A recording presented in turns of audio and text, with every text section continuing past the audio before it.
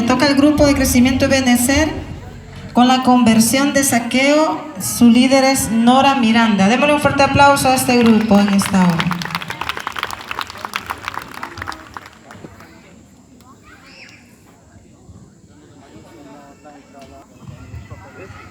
Historia de Saqueo, San Lucas 19:1 al 10.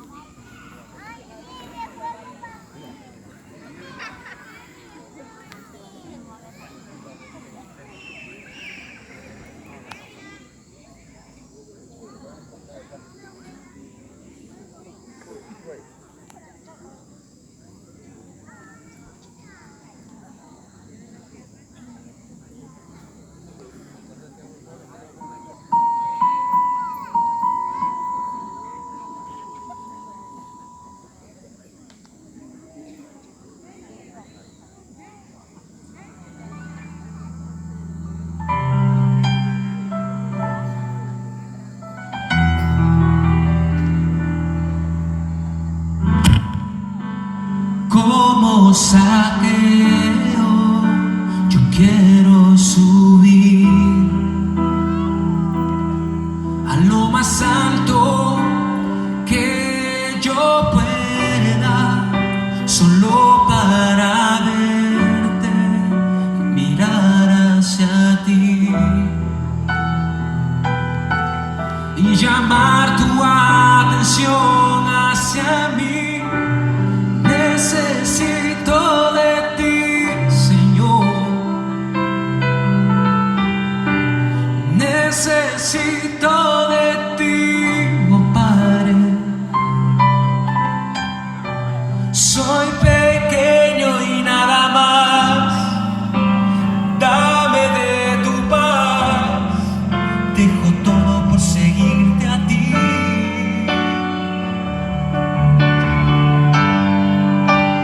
Entra en mi casa, entra en mi vida, estremece mi estructura, sana todas las heridas, caminar en santidad. Quiero amarte solo a ti, en que encontré mi primer amor, a su milagro en mí.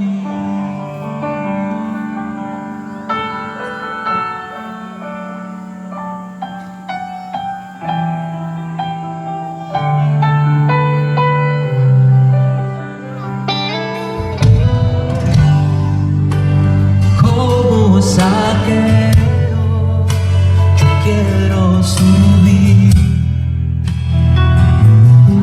a lo más alto que yo pueda, solo para verte y mirar hacia ti y llamar tu atención hacia mí. Necesito de ti.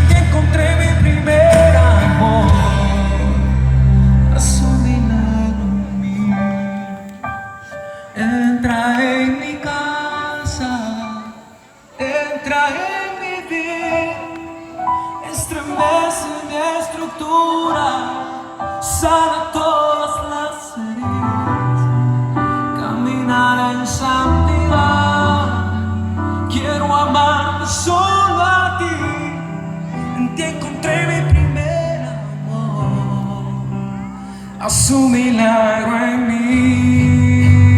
Entra en mi casa, entra en mi vida, estremece mi estructura, sana todas las heridas, caminar en santidad. Quiero amar solo a ti, encontré mi primer amor, haz un milagro en mí.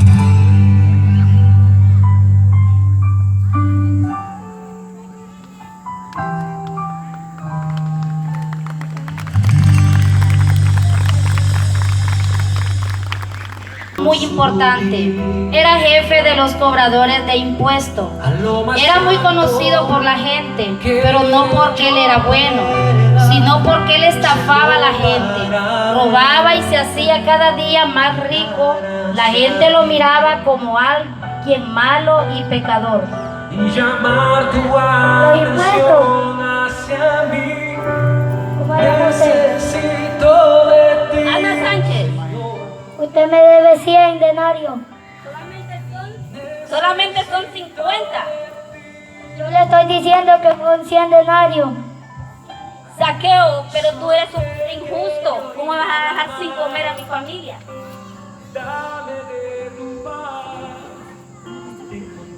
Esto es lo que debe, me van a dar 100 denarios. No tienes compasión de los pobres. Vaya, échame la bolsa. Vaya, échame la bolsa. ¿Verdad que bien andaba? Pero es para mi familia. Vaya, sácamela de aquí. ¿Cómo puedes hacer tan injusto? Tú eres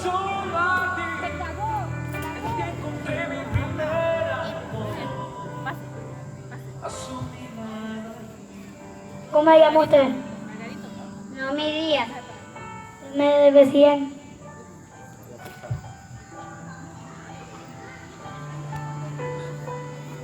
¿Cómo se llama usted? Juan Ochoa. Usted me debe 200. Yo solo le puedo traer 50, más no puedo. A mí me da 200.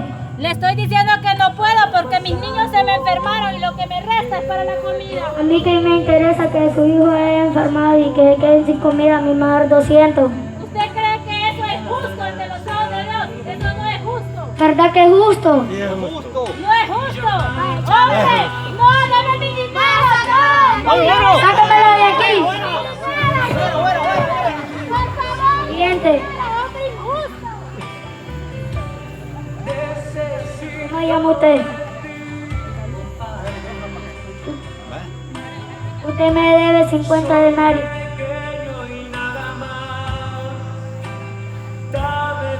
¿Cómo se llama usted? 100 denarios. Vaya, ella sí sabe que me tiene que traer. Habiendo entrado Jesús a la ciudad de Jericó,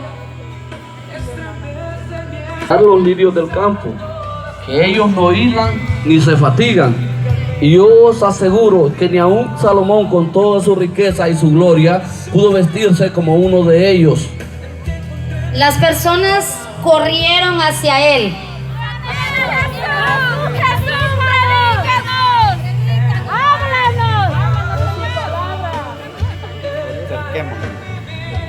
De la misma manera, como yo os decía al principio, si ustedes os arrepienten, verán la gloria de Dios. Saqueo quería ver a Jesús predicar. Quiero ver a Jesús. Se hablaba mucho de los milagros de Jesús, de lo especial Quiero que era ver con a las Jesús. Déjame personas. pasar. Al igual que las personas querían ver a Jesús y oír su palabra. Pero por la gran multitud no Déjame ver a podía Jesús. hacerlo a causa de su pequeña estatura. Y al observar que no podía lograr ver, miró que cerca había un árbol. Entonces rápidamente se subió. La hierba de los campos, que nace por la mañana, por la tarde es cortada y echada en el fuego. ¿Cuánto más no nos dará Nuestro Padre que está en los cielos. Y Falta de fe. Y agarrándose de una rama, se sentó a esperar y a escuchar a Jesús. Jesús, mirando hacia arriba, le vio y le dijo: Zaqueo, baja de ese árbol pronto. Hoy me es necesario posar contigo en tu casa. Zaqueo, al ver que Jesús lo llamó por su nombre, entonces él bajó deprisa, tan contento y sorprendido a la vez. No podía con tanta emoción. ¿Me conoce, Jesús? Ven, Zaqueo, yo te conozco. La gente murmuraba que no podía ser posible que iría a la casa de un ladrón estafador. Pero Jesús sabía lo que hacía y por eso eligió ir a la casa de Zaqueo. Vamos, Zaqueo. Vamos, mi amigo.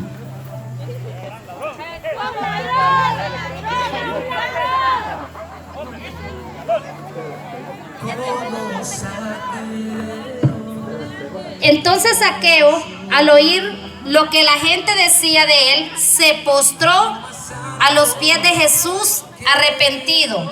Me arrepiento, Jesús, de todo lo malo que he hecho. Me alegro, Zaqueo.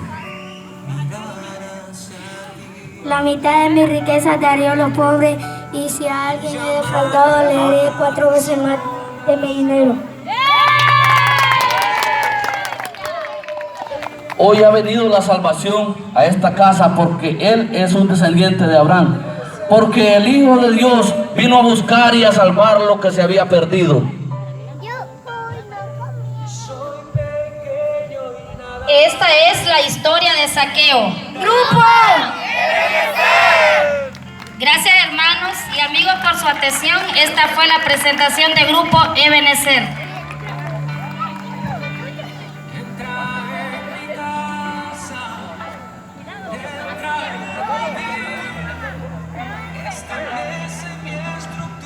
Bien. Démosle fuertes palmas a nuestro Dios en esta hora. Él va a narrar la historia de la iglesia menonita. Es el grupo Escogidos para Salvación.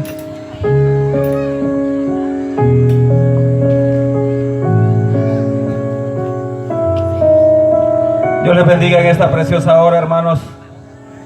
Es para mí un privilegio maravilloso poder presentar lo que es la historia de la iglesia evangélica menonita de Honduras. Gloria a Dios. ¿Cuántos queremos escuchar la historia de la iglesia a la que nosotros pertenecemos? ¿Cuántos dicen amén? Gloria a Dios. La iglesia evangélica menonita Honduras comenzó en Trujillo en 1950 con la llegada de los primeros misioneros menonitas, George y Crash Miller, de la Junta de Misiones y Caridades Menonitas del Este, Iglesia Menonita. Lancaster, Trujillo era una pequeña ciudad costera aislada donde la United Fruit Company había estado activa, pero se fue cuando la enfermedad golpeó los bananos. Desde el principio, los misioneros proclamaban un evangelio que respondía a las necesidades físicas de las personas, incluido el trabajo en las áreas de agricultura, salud y educación y desarrollo comunitario.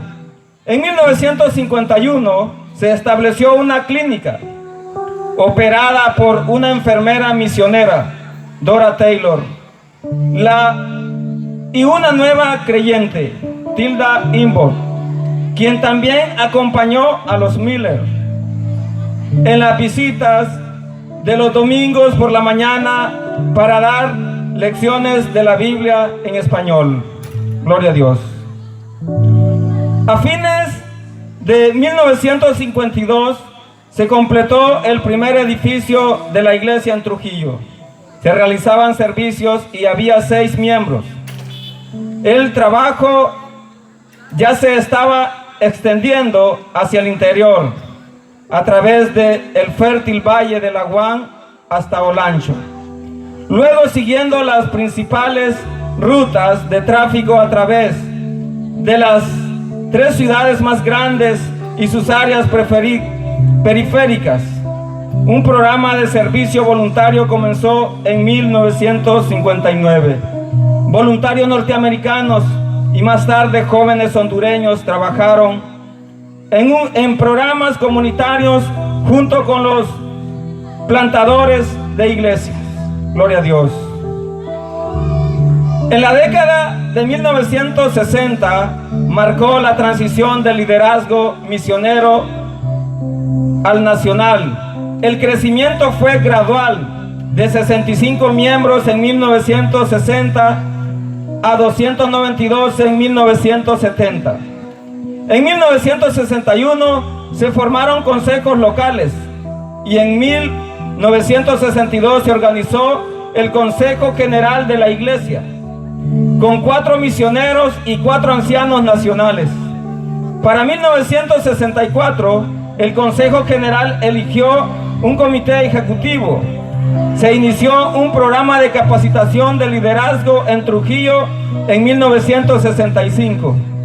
En 1969 se redactó una constitución y declaración de fe de la Iglesia, aceptada por la Junta de Misioneros Menonitas del Este y adoptada en Trujillo. Iglesia Evangélica Menonita. Honduras se convirtió así en una conferencia autónoma. Su primer presidente fue Manuel Medina, de 1973 a 1975, seguido de Damián Rodríguez, de 1975 a 1983, Vladimir Cano, de 1983 a 1985, e Isaías Flores en 1985. La administración de la iglesia fue facilitada por división en 6 áreas regionales: Colón, Olancho, Atlántida, San Pedro Sula, Ocotepeque y Tegucigalpa, todas las cuales fueron coordinadas por consejos locales y supervisores. Las oficinas nacionales de la iglesia estaban en La Ceiba. El crecimiento de la membresía y el programa fue rápido durante la década de 1970 y en la década de 1980. La membresía en 1987 incluía 55 congregaciones y casi 2.600 miembros en 9 provincias. En 2003 había más de 100 congregaciones con 9.000 miembros. La iglesia en San Pedro Sula, una ciudad industrial, se inició en 1970. Creció rápidamente entre los profesionales de clase media y pronto tuvo numerosas iglesias en las áreas circundantes, un programa de discipulado. Varios equipos juveniles que trabajaban en proyectos de servicio y un coro que viajó a los Estados Unidos. En La Ceiba, el Instituto Vocacional Menonita se inició en 1975 para proporcionar capacitación vocacional y bíblica. En 1979, el Instituto Bíblico se separó y el Instituto Vocacional pasó al Ministerio de Educación del gobierno hondureño. En 1980, la iglesia, principalmente rural, típicamente conservadora y fuertemente influenciada por la renovación carismática, entró en una nueva fase de conciencia cuando comenzó a trabajar con refugiados de guerra salvadoreños en campamentos en las áreas fronterizas. Los líderes vieron esta participación como una respuesta cristiana natural al sufrimiento humano, algo que habían visto demostrado desde el comienzo de la iglesia. Orar era importante, pero no era la única solución. Tenían que tomar lo que tenían y ayudar. No fue un movimiento político meditado. pero ha tenido serias implicaciones para que la iglesia se haga cargo de su herencia anabautista y luche por ser fiel al evangelio en un país afectado por la guerra en todos los lados, y en sí mismo un títere obvio de los Estados Unidos. Estados.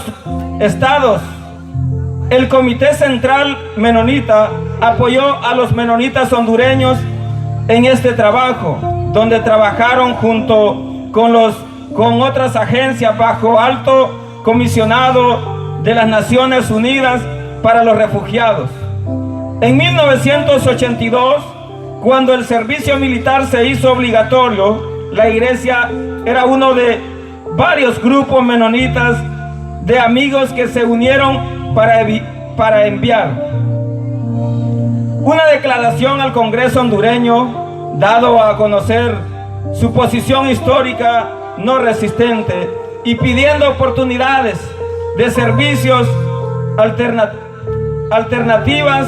En 1986 la iglesia menonita denunció formalmente la presencia de la contranicaragüense en el país, señalando particularmente que había desplazado a la congregación menonita Moriah y se había apoderado del edificio de la iglesia.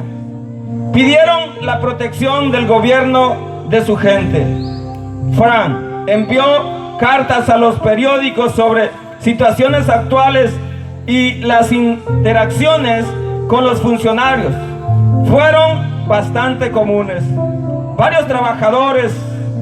Educación Teológica coordinó los esfuerzos de varios programas de capacitación de liderazgo, incluido el programa de residencia al Instituto Bíblico que capacita a nuevos pastores, el programa de extensión que sirve a pastores activos y líderes laicos, y Semilla, programa a nivel de seminario de educación teológica práctica por extensión con sede en Guatemala e involucrado 10 convenciones anabautistas en América Central, incluida la Iglesia Menonita de Honduras, Consulta Anabautista Menonita Centroamericana. Un enfoque particular adicional fue el de formar una base más amplia para las preocupaciones de paz y justicia. El Comité Central Menonita también estaba apoyando este programa de la iglesia. Fueron detenidos para ser interrogados. Otras prioridades incluyen el trabajo en desarrollo comunitario y capacitación en liderazgo, lo que condujo a la creación de 2 nuevas comisiones eclesiásticas en 1984. La Comisión de Acción Social, junto con el apoyo del Comité Central Menonita, intentó desarrollar una visión teológica y la práctica de activismo social entre las comunidades hondureñas. Coordinó el trabajo con los refugiados y el desarrollo rural. Gloria a Dios.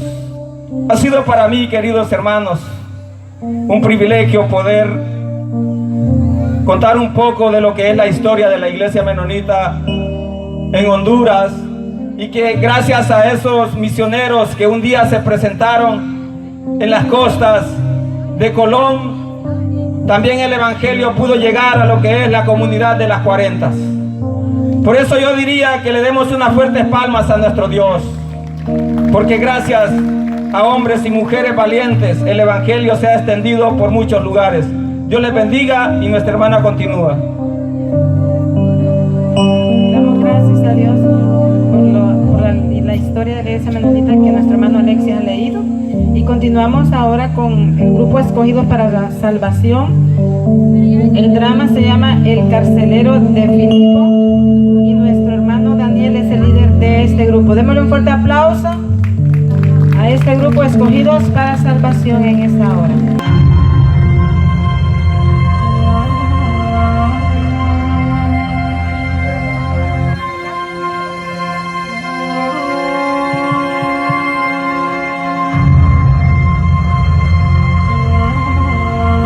Dios. Dios les bendiga, hermanos. El mensaje que nosotros traemos se titula Encarcelados en Filipos. A relatar la historia de cuando Pablo y Silas fueron encarcelados en dicha cárcel. Mientras íbamos a la oración, nos salió al encuentro una muchacha que tenía espíritu de adivinación, la cual daba gran ganancia a sus amos adivinando. Esta, siguiendo a Pablo y a nosotros, daba voces diciendo: estos hombres son siervos del Dios Altísimo, quienes os anuncian el camino de salvación.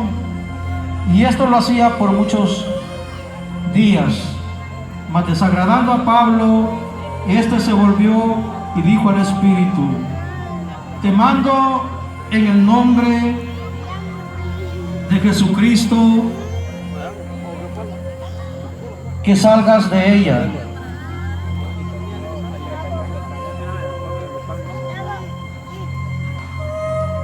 Y salió en aquella misma hora. Pero viendo sus amos que había salido la esperanza de su ganancia, prendieron a Pablo y a Silas y los trajeron al foro ante las autoridades. Y presentándolos a los magistrados, dijeron: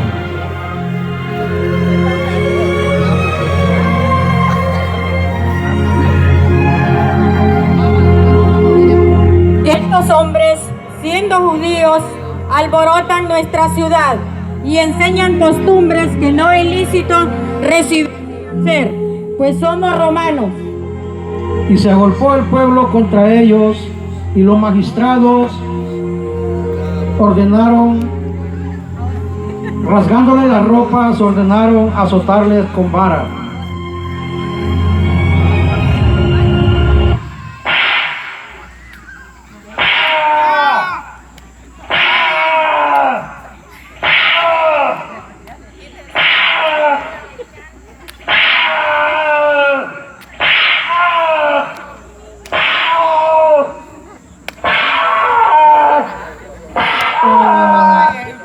Después de haberles azotado mucho, les echaron en la cárcel, mandando al carcelero que los asegurase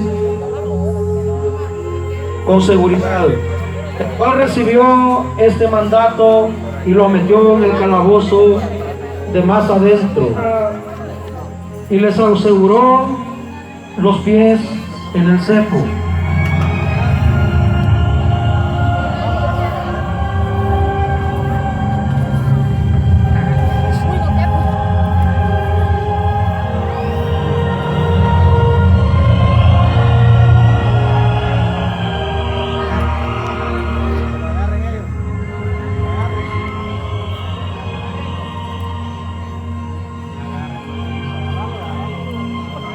Pero a medianoche, orando Pablo y Silas, cantaban himnos a Dios y los presos los oían.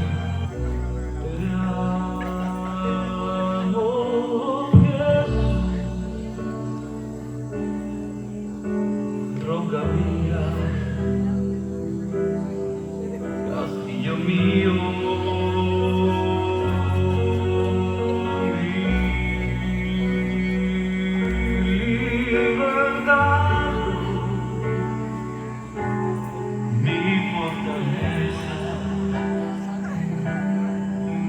en ti confiaré.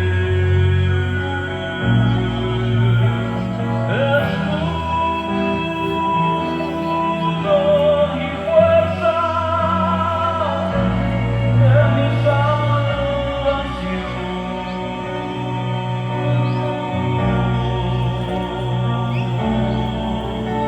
Mi alto refugio.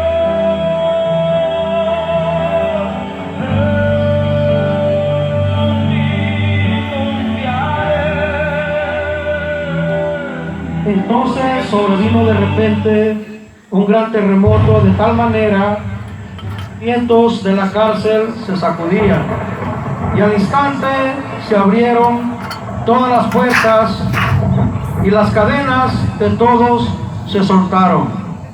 Despertando el carcelero y viendo abiertas las puertas de la cárcel, sacó la espada y se iba a matar, pensando que los presos habían huido.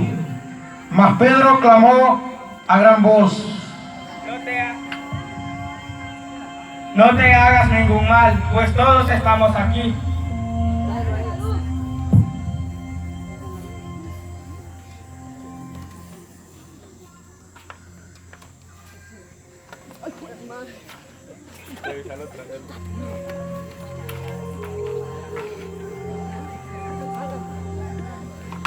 Entonces, pidiendo luz, se precipitó adentro y temblando, se postró a los pies de Pablo y de Silas, y sacándolos, les dijo: